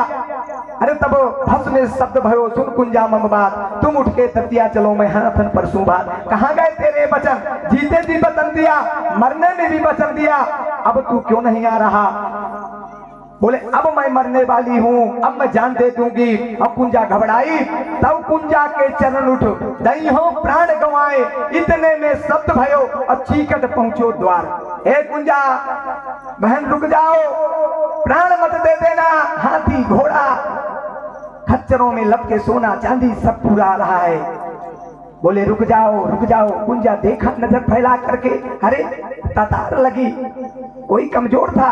स्वप्न ने कहा था हरदोल ने, हे गुरु केशोदास मैं आधे का अधिकारी हूँ राज्य में, भले मर गया हूँ, लेकिन जुझार सिंह को समझा करके कहो कि मैं अपने आधे की जो है पूरी एक संपत्ति अपनी बहन कुंजा को देना चाहता हूँ, ले जाओ। स्वप्न ने कहा था गुरु केशोदास जी जा करके समझाया जुझार को और संपत्ति लेकर के कुंजा। मरने के बाद गुरुओं ने दिलवाया, यहाँ जीते जी नहीं दे रहे भाई भाई का, कितना धिक्कार है। आज जब कहा जो कुंजा के चरण उठ दई हो प्राण गंवाए, इतने में शब्द भयो चीकट पहुंचो द्वार। हे कुंजा मत मर जाना, ये आ गया हाथी घोड़ा रब्बा खच्चर सोना चांदी लदा सब रखने लगे अंदर। कुंजा भी कोई कमजोर नहीं, रोक दिया। बोले नहीं एक भी अंदर नहीं रखवाऊंगी। बोले क्यों, जो लेके गए थे। बोले क्यों नहीं रखवाओगी बहन। बोले मैं इस तरह नहीं रखवाने वाली, वो मेरा क्षत्रिय कुलभूषण शिरोमणि राजा हरदोल ने मुझे वचन दिया है, जब तक मुझे दर्शन नहीं देगा तो मेरे मन का मनोबल नहीं बढ़ेगा। एक बार वो मुझे दर्शन दे दे, तब मुझे भरोसा हो जाए कि ये मेरा भाई क्षत्रिय है, एक कोख से जन्म लिए है, कुंवर गणेश माँ है। अब मुझे दर्शन जब तक नहीं देगी, ले जाओ, कुछ भी हो जाए, मैं बेटी को कुआं में फेंक दूंगी, फांसी लगा के मार दूंगी। लेकिन नहीं, लौटा दिया। जब लौट के चलने लगे, इतने में फिर आकाशवाणी हुई, बहन कुंजा सावधान हो जाओ, मरण भेंट नहीं होती है, कलयुग में मर्यादा समाप्त हो जाएगी, तुम रखवाओ, मैं एक ना एक रूप से सारा काम बनाता जाऊंगा। कुंजा ने कहा ना, जब तक तू दुखाई नहीं देगा तब तक ये कुंजा एक भी सामग्री अंदर नहीं रखने देगी। मचल गई बहन कुंजा। अंत में वो क्षत्रिय कुलभूषण राजा हरदोल का शरीर कांप उठा और धड़धड़ाने लगा और आवाज हुई आकाशवाणी कि हे बहन जा, जो अंदर वो मंडप गड़ा है और उसमें खंभा है और उसको पकड़ के भेज। जो कुंजा उठ करके और खंभा में लगाई गुहार है, बुंदेला हो फाड़ खंभा प्रकट हुए हरदोल है। जब गुहार लगाया तो वही खंभा को जैसे भगवान नरसिंह ने फाड़ दिया। प्रहलाद के लिए आज बुंदेल की धरती कही जाती है और छा बुंदेलखंड में है, तब बुंदेला फाड़ हो खंभा प्रकट हुए हरदोल है। हरदोल प्रकट हो गए। बहन ने देखा, दर्शन लिया, भाई को राखी बांधा। सबसे पहले राखी का भले मुहूर्त नहीं है, रक्षाबंधन, राखी बांध दिया, ए भैया दंड कर दिया और हरदोल बहन के चरण पड़े और प्रणाम किया। बोले अब संतोष हो गया। बोले अब हो गया संतोष, अब कोई मुझे दिक्कत नहीं बहन, अब कोई दिक्कत नहीं। बोले अब मैं जाऊं। बोले हाँ जा सकते हो। हरदोल वहां से अंतर ध्यान हो गए, चले गए। इधर सब कुछ रखवा लिया सामान। अब यहाँ जब बारात आने का बाद 2 मिनट की बात, जब बारात आने का समय हुआ और ये हुआ और बारात वहां से तैयार होके और चल दिया, तो बारात वालों को पता चल गया, लड़का के पिता को, कि लड़की बहुत अभागिनी है, उसका बाप पहले मर चुका था और फिर मामा ने कहा था कन्यादान लेने के लिए, मामा भी मर गया, तो वहाँ शादी मत करो, वो लड़की बेकार है, वो मंगली है कि क्या है, वो मना कर दिया। बारात तैयार होकर के वापस हो गई, बारात नहीं आई। जब बहुत लेट हो गया, क्या हो रहा है, हाँ काल मच गया। कुंजा ने कहा अब मैं क्या करूं, जिस महतारी बाप कि बेटे की शादी हो, बारात आना हो, ना आए तो उसको यही लगेगा कि धरती फट जाए, मैं समा जाऊं। कुंजा ने कहा, ये भैया क्या हो गया, ये कहां से क्या हुआ। आकाशवाणी हुई, बहन चिंता मत कर। और जा करके हरदोल एक रूप से उसको कहते हैं कि नहीं, वो पवित्र है, पावन है, धर्मात्मा है, मेरी कुंजा बहन है, मेरी भांजी रत्ना कुमारी है, तुम जाओ, कौन पापी कलंक लगा रहा है। जब समझाया और प्रेरणा दिया, बारात आई। बारात आ करके बढ़िया बारात सजी, विवाह शादी सब कुछ हुआ। हमारे यहाँ कलेवा होता है दूसरे दिन, जब पहले पहुंचे द्वार चार, ये सब बुंदेलखंड में होता है, आपके यहाँ भी होता। द्वार चार के बाद फिर जो है भावर शादी सब ये होता। और सुबह रात में बारात जैसे रुक गई, आपके यहाँ तो भग जाते रात में, हमारे यहाँ रात में रुकते हैं, भले और सब भग जाएं। फिर भावर करते करते सुबह हो जाता है, 12 बजे की लगन पकड़ेंगे तो 6 बज जाता है, और 6 बजे में 10-15 लोग रहते हैं। अब जब रहे तो कलेवा करने नियम आया। अब ये हुआ कि सब लोग खाएं, बाराती सब बैठ गए, और सब बैठ गए खाने के लिए। अब परोस हो रही, अब क्या कमी है, जब राजा हरदोल की बहन जोरदार बढ़िया अच्छा अच्छा आइटम बनवा रही, खिला रही, सब कुछ कर रही, लेकिन दूल्हा मचल गया। बोले मैं नहीं खाऊंगा, एक और नहीं खाऊंगा। बोले क्यों नहीं खाओगे। कुंजा गई, बोले मैं नहीं खाऊंगा। बोले क्यों। जब परोस हो रही है तो सब कोई परोस किए, लेकिन घी परोस रहे राजा हरदोल। इतना हाथ दिखाई पड़ रहा राजा हरदोल का, एक छोटी सी मिट्टी की पहले चुकड़ी चलती थी, उसी से घी डाल रहे, हाथ भर दिखाई पड़ रहा। सब कोई आश्चर्य रह गए कि ये कौन है, हाथ भर दिखाई पड़ रहा है, ये कौन है। तो दूल्हा मचल गया। बोले जो जब तक मैं घी पर सैया मामा के दर्शन नहीं कर लेता, तब तक मैं अब कौड़ ग्रहण करने वाला नहीं। मुझे दर्शन दे, कौन है बताए कि मामा है तुम्हारे घी परोस रहे। बोले कि सदैव मैं दर्शन करूंगा। हम मचल गए। आकाशवाणी हुई, हरदोल ने कहा बेटा मरण भेंट नहीं होती, मैं तुम्हें क्या चाहिए, 5 गांव में लिख रहा हूं तांबे के पात्र में, और ओरछा के 5 गांव तुम ले लो। 5 गांव कम होते क्या, तुम 5 गांव ले लो, जो संपत्ति चाहिए और ले लो, लेकिन मरण भेंट में नहीं आ सकता। बोले नहीं, अगर मेरी माँ सास के लिए दर्शन खंभा फाड़ दिए बुंदेला की तरह, नरसिंह की तरह, तो आज इस अभागी दामाद को जब तक दर्शन नहीं दोगे और ग्रहण नहीं करूंगा। ये कह दिया, मचल गए, खाए नहीं। अब राजा हरदोल फंस गए चक्कर में। बोले अनर्थ हो जाएगा, एक बेटी की विदाई नहीं हो पाएगी, गलत हो जाएगा। राजा हरदोल वहीं पर सदैव प्रकट हो करके सबको घी परोस रहे। और जब दे दर्शन किए सब लोग, धन्य धन्य जय जयकार के नारा लगाए, राजा हरदोल प्रकट हो गए। इस कलयुग में आप इतिहास सबके पास मोबाइल टीवी सब कुछ है, हरदोल चरित्र बोल करके देख लेना, ये सत्य है कि नहीं, राजा राम के नेत्रों में आंसू बह रहे कि नहीं। आज जब परसा सदैव वो दूल्हा जो मचल गया था, आज मामा जी को प्रणाम किया, मामा जी इसको प्रणाम किए, दोनों एक दूसरे से गले लगे, सब बारात प्रसन्न हो गई, खुश हो गए, गदगद हो गए। अंत में हुआ मामा चले गए। और जब गए, अब जब विदाई होने लगी तो कुंजा ने कहा मामा अब तो आना पड़ेगा। बोले हाँ, जब बेटी की विदाई हो रही तो मामा कुछ गांठ, सभी माताएं बांधती हमारे यहाँ, कुछ देती है बेटी को 10, 20, 50, 100 जो जिसके है। तो मामा आ गए, बोले ले, कन्या को कहा अपने भांजी को रत्ना कुमारी को, बोले ले सोने का हार दे दिया उतार करके। उसने इनकार कर दिया। बोले ना मामा जी, मुझे सोने का हार नहीं चाहिए, अपना रखो। बोले क्या चाहिए बताओ। अरे बोले देना चाहते हो मामा जी, अगर माँ की मनोकामना पूर्ण किया है तो मुझे वचन दे दो कि मेरे से 2 छोटी बहन और हैं, उनके शादी में ऐसे ही हाथ लगा देना, उनका भी विवाह हो जाए, बस यही मुझे चाहिए और धन दौलत नहीं चाहिए। ये है, ये मनोबल है कि आज एक बहन बहन के लिए ये मांग रही है और धन दौलत नहीं मांगा। बोले छोटी बहन है, इनके भी शादी में हाथ लगा देना। इस तरह से राजा हरदोल आज कलयुग में सदैव सबको दर्शन दिया। अनेकानेक प्रकार से, इस प्रकार से होती लीला। इधर भगवान क्या करते कि जब अक्रूर जी आकर के हस्तिनापुर से समझाते, धृतराष्ट्र एक भी बात को नहीं मानते। बहुत समझाने पर बोले मैं युद्ध तो हो ही जाएगा, नहीं मान सकता हूँ।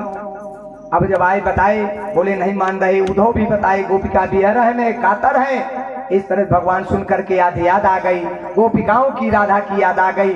भगवान जा करके आज राधा के सामने खड़े हो जाते हैं। और खड़े हो गए, राधा दर्शन किया, बोले राधा मैं तुझे वचन दिया था कि एक बार जरूर आऊंगा। आज द्वारिकाधीश में सुंदर सोने का मुकुट चमक रहा, दगदगा रहा, राजा बने, द्वारिकाधीश बन गए। और गए बोले कान्हा अरे तू आज पहचान में नहीं आ रहा, आज तो तू राजा बन गया। बोले जब राधा मैं राजा बना तो अब समझ ले तू कौन हो सकती है। दर्शन किया, सब गोपिकाओं को बताया, सब गोपिकाएं भगवान को प्रणाम किया। आज द्वारिकाधीश का दर्शन गोपिकाएं माताएं सब करती यदुवंशी वो वहीर के सब लोग प्रसन्न हो जाते गदगद। इस प्रकार से आगे कथा बढ़ती है। जब जरासंध को पता चला, भाई जरासंध की बेटी विधवा हो गई, हास्ती और प्राप्ति कंस दामाद था, तो जरासंध बहुत शक्तिशाली था, बहुत बड़ा योद्धा था। तब भगवान के ऊपर चढ़ाई बोल दिया, धावा बोल दिया, बोले अब मैं तुझे नहीं छोड़ूंगा ये नटखट, सदैव जो है तुम हीरो का माखन खाने वाले, चोरी कर करके दूसरे का घर का खाने वाले, और तू यहाँ करके इतना बड़ा वो दिखाएगा, तेरा नहीं चलेगा, यहाँ जरासंध का चलेगा। मेरी बेटी मेरे सामने विधवा नहीं रह सकती, आक्रमण धावा बोला। अब भगवान के ऊपर जब धावा बोला, भगवान द्वारिकाधीश और दाऊ भैया बलराम दोनों जाते हैं, जाकर के उसको परास्त करते हैं, हरा देते हैं, जरासंध हार जाता। और जरासंध नहीं मानता, युद्ध करता रहता है, एक बार हारा। इस तरह से जो है 17 बार आक्रमण किया जरासंध भगवान के ऊपर, पर 17 बार हार गया। भगवान से कौन जीत सकता है, समर्थ कौन है, दोस्त गोसाई रवि पावक सुरसर की नाई, भगवान से नहीं जीत पाया। बोले मैं कैसे बदला ले पाऊंगा। आखिरी बार जब नहीं जीत पाया, 17 बार आक्रमण किया, परास्त हो गया। अंत में जरासंध अब जा करके अब एक यज्ञ की रचना किया, बोले अब यज्ञ करूंगा और यज्ञ करके मैं अब जीतूंगा, शक्तिशाली बन जाऊंगा, अब वरदान लूंगा भगवान से कि मैं भगवान को, लो भगवान ही से युद्ध कर रहा, भगवान का यज्ञ कर रहा, भगवान से मांग रहा, बोले यज्ञ करूंगा। अब मैं जीतने के लिए, भगवान के जीतने के लिए यज्ञ शुरू किया। अब ब्राह्मणों को बुलाया, जो ब्राह्मण थे बोले चलो भैया यज्ञ करवाओ, मैं भगवान को जीतना चाहता हूँ। ब्राह्मण आए, बोले ए ब्राह्मणों सावधान, एक बात सुन लो, यज्ञ करवा रहा हूँ, जितना चाहोगे उतना दूंगा, धन दौलत कि कहीं दूसरी जगह जाने की, दूसरे घर में जरूरत नहीं पड़ेगी, इतना दे दूंगा, जीवन भर 3 पीढ़ी खाते रहना। लेकिन यज्ञ हो तो इस तरह का यज्ञ हो कि यज्ञ करने के बाद मैं भगवान से जीत जाऊं। तो ब्राह्मण घबराए कि हम क्या कर सकते, भगवान के नाम की आहुति डालना, अब भगवान से कैसे जिता सकते, लेकिन ये बहुत बड़ा शक्तिशाली है। अब बोले अगर विप्र देवता ऐसा नहीं किया तो पूर्णाहुति कहाँ से होती है। एक ब्राह्मण पंडित ने कहा नारियल से घी भर के, तो बोले पूर्णाहुति नारियल से नहीं, अंत में तुम्हारी गर्दन काट करके और तुम्हारे सिर में घी भर के पूर्णाहुति करूंगा, और धार घी की नहीं, तुम्हारे रक्त से बसो धार। बाद में घी डालते हैं नारियल के ऊपर 7 धार, बोले वो घी की 7 धार नहीं, तुम्हारे रक्त से चीर करके काट करके उस रक्त से पूर्णाहुति करूंगा, धार दूंगा घी की। इस तरह समझ लो, और नहीं इस तरह जोर लगा के, शक्ति लगा करके तुम यज्ञ करो जिससे भगवान को। अब ब्राह्मण परेशान, भाड़ में ऐसा पैसा क्या करना कि 4 लाठी मिलना पैसा, वो कान पकड़े, बोले अब क्या करें, बोले नहीं करोगे तो यही मार दूंगा। तो ये हुआ कि चलो भाई करें यज्ञ, जैसा होगा देखा जाएगा, इस पापी के हाथ से क्यों मरे। बनाया गया यज्ञशाला, बड़ी सुंदर सब कुछ तैयार किया गया। इतने में कुछ ब्राह्मण समझदार थे, उन्होंने कहा चलें थोड़ा द्वारिकाधीश के पास। जब गए जाकर के भगवान के पास जाते हैं, हे प्रभु, हे करुणा निधान, हे जगदाधार, जगत के रचय पालन कारण हान माखन मुकुंद बुली मनोहर नटो नागर, हे प्रभु आज उस पापी के चंगुल में हम फंसे हुए हैं। जरासंध वो क्रोध में है, आज बबूला हमको मार देगा, कृपा करो हे गिरवर, कृपा करो हे गिरधारी गोवर्धन उठाने वाले, हे दीनानाथ जेल में उतार लेने वाली इस ब्राह्मणों की आप तो सदैव आवत देख मुनिन कद वृंदा और कीन दंडवत रघुकुल चंदा। आप तो सदैव ब्राह्मणों के लिए दौड़ पड़ते थे, संतों के लिए। अब क्या हो रहा है, क्षमा करो, बचाओ। भगवान ने कहा कोई बात, क्या करना है मुझे। विप्रों ने, ब्राह्मणों ने कहा ऐसा करना प्रभु, वो आपके बार 17 बार तो आपसे हार गया, 18वीं बार वो आक्रमण करेगा, आप हार जाना हमारे लिए। और भगवान कहते संत ब्राह्मण मेरे हृदय, गौ मेरे प्राण है। तो बोले ठीक है विप्रदेवता, मैं तुम्हारे लिए सब कुछ कर सकता हूँ, हार जाऊंगा कोई बात नहीं, वचन दे दिया। तब विप्रदेवता आए, मुंह में उनके खुशराहट आ गई, थोड़ा मुस्कुराहट आ गई, आ करके कहा ठीक है राजन चलो यज्ञ हम करवाते हैं। जब भगवान ने कह दिया स्वयं कि मैं हार जाऊंगा, यज्ञ करवाए, बहुत बढ़िया यज्ञ पूर्ण हुआ, सब कुछ हुआ।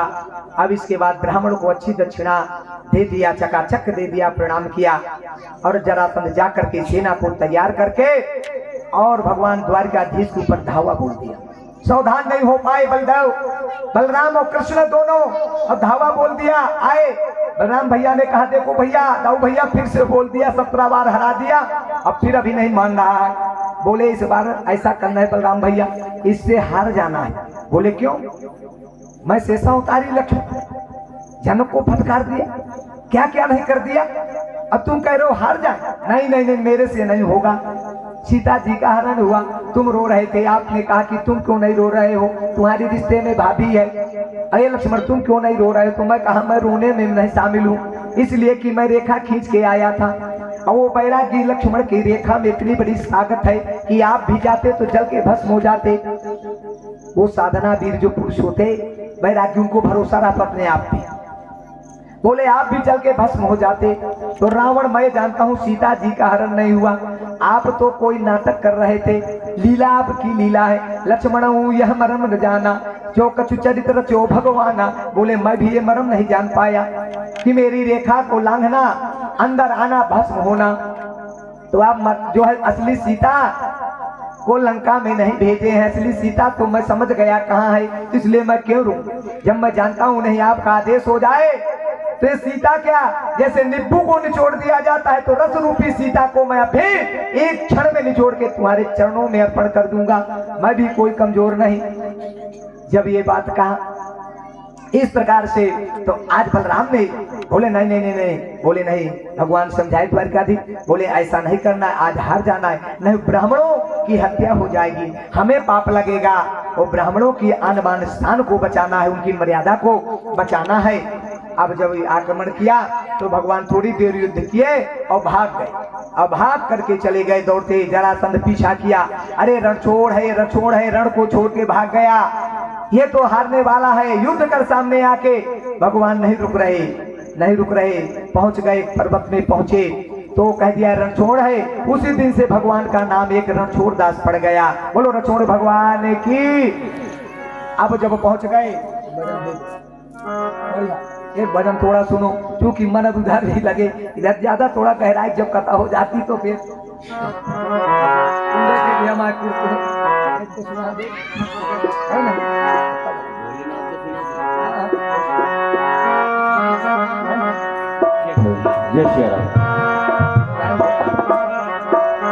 शिव समान दाता नहीं विपत विदारन हार, और लजिया मोरे राखियो शिव नंदी के असवार।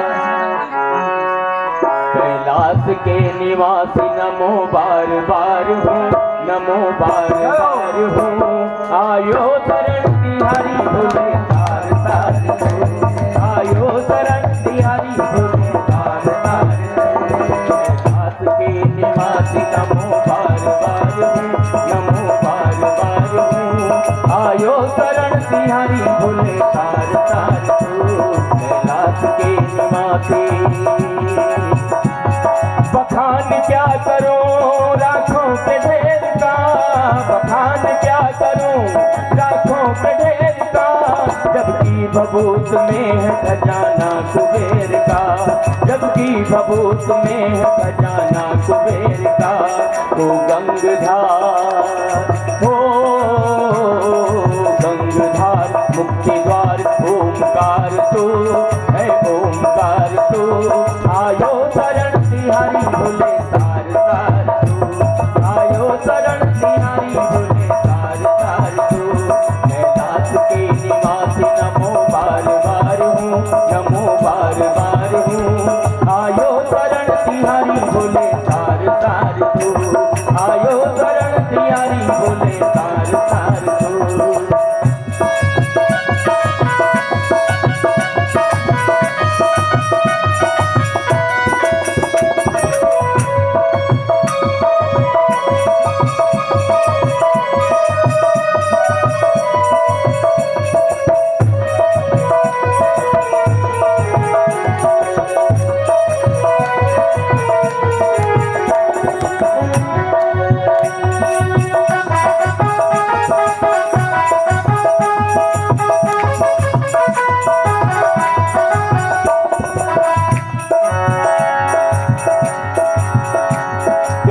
नहीं दिया हम क्या प्रमाण दें, क्या क्या नहीं दिया हम क्या प्रमाण दें। बस गए त्रैलोक तंबू तेरे दान से, बस गए त्रैलोक तंबू तेरे दान से। जहर पिया ओ जहर पिया जीवन दिया है उदार तू, कितना उदार तू। आयो शरण तियारी बोले तार तार तू, आयो शरण तियारी बोले तार तार तू। कैलाश के निवासी नमो बार बार हूँ, नमो बार बार हूँ। आयो शरण तियारी बोले तार तार तू, आयो शरण तियारी बोले तार तार। तेरी कृपा बिना नहीं ले एक भी अणु, तेरी कृपा बिना नहीं ले एक भी अणु। लेते हैं श्वास तेरी दया से तनु तनु, लेते हैं श्वास तेरी दया से तनु तनु। ये कहे दास ओ कहे दास एक बार अब निहार तू, मुझको निहार तू। आयो शरण तियारी बोले तार तार तू, आयो शरण तियारी बोले तार तार तू, आयो शरण तियारी बोले तार तार तू। बोलो शंकर भगवान की। आज इस प्रकार से भगवान हमारे ब्राह्मणों के लिए, संतों के लिए भगवान प्रभु हमारे कहते हैं कि मैं तो अपने भक्त के लिए सब कुछ बनने के लिए तैयार हूँ। आज जरासंध पापी दुष्ट की तलवार से उन ब्राह्मणों को बचा दिया कि ये बर्बाद हो जाएंगे, उस पापी के हाथों से इनकी हत्या हो जाएगी, अनर्थ हो जाएगा। सदैव मैं गौ ब्राह्मण संतों की सेवा करने वाला विप्रधेन सुर संत हित अलीन मनुजे अवतार और निरीक्षा निर्मित तनु माया गुण गोपाल, अनर्थ हो जाएगा। आज इस समाज में बहुत दूर दूर के भी बैठे हुए, हमारे बडोरा से भी कोल्ले जी, मन्नी कोल्ले जी भी बैठे, और राटामाटी से भी, और कुम्हारिया से भी, छोटी मंडई के तो भाई है, बड़े मंडई के हमारे चक्की वाले दादाजी, और सब बड़े बड़े दिग्गज महारथी सब बैठे हुए हैं। और बड़े सौभाग्य की बात है, बहुत अच्छा। आज जब ब्राह्मणों की रक्षा कर दिया प्रभु, जरासंध ने कहा देख मैं कहता था कि मेरे से नहीं जीत सकता, अब ब्राह्मणों के ऊपर खुश हो रहा, गदगद हो रहा। अब ब्राह्मणों को बहुत सा धन दिया, बोले जाओ अब जरूरत नहीं है तुम्हें कहीं दोबारा जाने के लिए। मैं कहता था ना कि एक ही बार में चकाचक कर दूंगा, खाते पीते रहो। ब्राह्मण भी खुश, बोले ठीक है, मन ही मन बोले अब जो मिलेगा सो मिलेगा, अब तुझे जो बना है वो बदई है। अब जब भागे भगवान तो रणछोड़ भगवान पड़ गया, गए एक उस पर्वत में, अब जा करके जहाँ मुचकुंद ऋषि सो रहे थे, भगवान वहीं पर पहुंचे।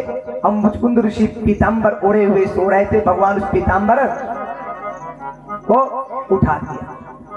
और जब उठाया वो मुचकुंद ऋषि जमे, और जिस दैत्य को भेज दिया था जरासंध पीछा करने के लिए, मुचकुंद ऋषि की उस पर नजर पड़ी और वो दैत्य भस्म हो गया, जल करके